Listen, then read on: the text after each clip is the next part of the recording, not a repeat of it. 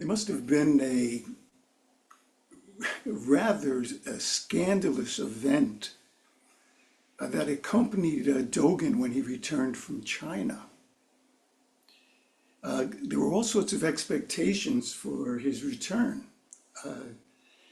His trip was sponsored and funded by the aristocrats from the temple who ran the temple he was at, that had ties to the imperial court and the military government. And the whole purpose of the trip to China was to make him something of not only an ambassador, but something of explorer that would come back with things that would raise the status of the temple. So the rich donors really had this expectation that he would return with copies of scriptures and perhaps new scriptures that were attributed to the Buddha or some of the patriarchs. They were expecting some miraculous relics, some perhaps esoteric healing rituals, valuable art and decor that they would put in the temple, all to establish the advanced status and prestige of the temple. And so what does our friend Dogen do? He arrives and he quotes himself and he says, I returned empty-handed. I only know that my eyes are horizontal and my nose is vertical. You can imagine what that was like.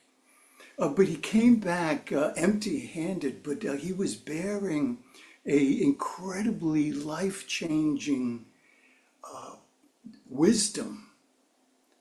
And he had an appreciation of how to cultivate it. So this place that Dogen found himself was something like a Columbus, if you could imagine, coming back, going into the Spanish court. Your Royal Highness, I'm bringing back just advice.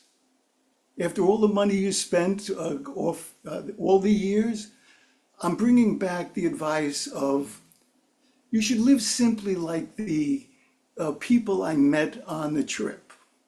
That's what this was like as he comes back.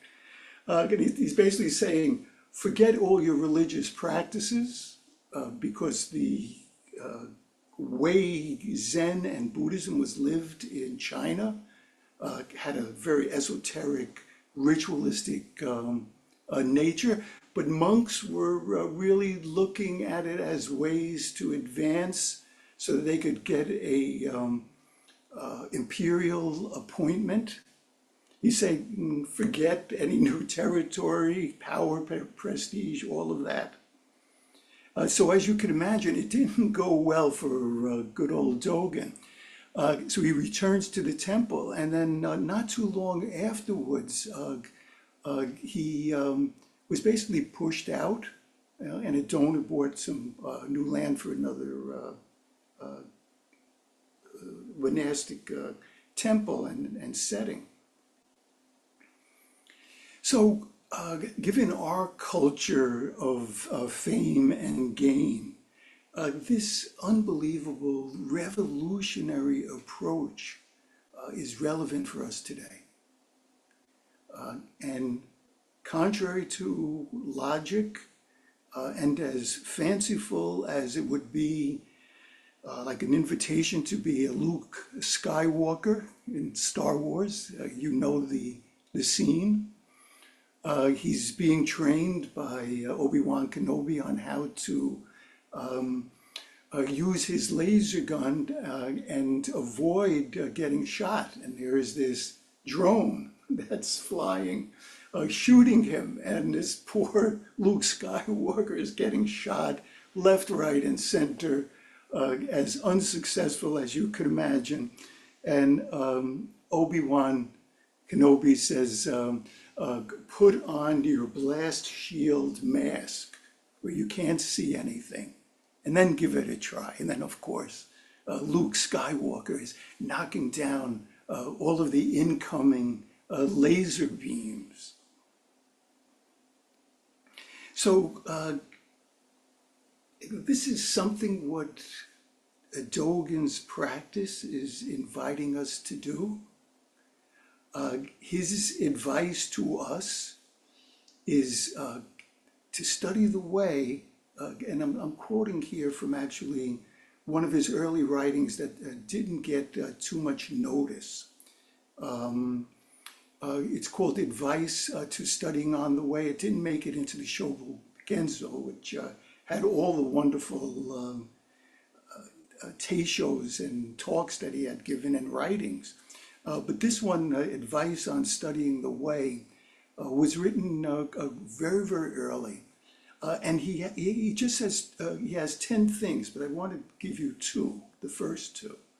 And his advice in studying the way was as revolutionary as what I was alluding to here. And he says, those who would practice the way must wholeheartedly believe in it, become one with practice, and eliminate any trace of attainment. So step number one, believe it. To become so one with the practice, there's no trace, no even little bit of a expression of wanting to get somewhere, that you are so one with the practice and that you trust it. And then the second one, he says, cut off the function of discriminating thought and turn away from the road of intellectual experience. This is the illogical Luke Skywalker, that you get where you need to go blind. So this is a good time for us to really check ourselves. Some of the commitments today were very terse, very small. Some were lengthy. In this Ango, the commitment doesn't matter. It's important, but at the end of the day, it doesn't matter. Not what we do matters, but how we do it. So we're invited to be a little bit like Dogen as we start this Ango. He goes to China with a burden of expectations, the fame and game of his culture, the conscious and unconscious North Stars that were guiding the people around him, and perhaps himself, likely. I'm sure he wanted to be a success in some way, coming from an aristocratic family himself. So we're invited to start and to be really mindful that this gain and fame part of ourself is alive and well. And you're going to say, yeah, because I do too. Heard this before, but believe me, it's subtle. No matter what we do, it peaks its head and starts to unconsciously be the force that guides how we approach our practice. It's telling us that we have to get somewhere, become something, attain something, be known for something, or find something that will boost our status or sense of self-esteem, perhaps. Something to solidify our place in whatever groups we find ourselves. It's there. It's there. But the interesting thing is the part of us that can notice it has one foot in the awakened life. That part of us that can catch it over and over and over and over and over again has one foot in awakened life. So wouldn't it be wonderful, this Ango, if it could be like Dogen's trip and his return? Confident in nothing more than my eyes are horizontal, my nose is vertical. That's all he had. And yet having a trust, a confidence in this very paradoxical, illogical, stupid sounding approach to practice and life. It's nonsensical. But this paradoxical approach that hopefully, like Dogen, can leave us knowing that we end up with more than we could have ever dreamed. So my friends, as we begin this Ango, don't believe a word I said. Throw it out. Find it out yourself, and there's only one way to do that. Put on your blindfolds, close your eyes to discriminating mind, attainment, intellectualizing, and then discover in your own bones that you could surrender to your practice, surrender to the present moment of each day, and throw yourself into its currents, knowing that it will carry you. The ride will be bumpy, but it'll get you where you need to go. And not to let the paradox end, because where we got to get to go, is right where we are now.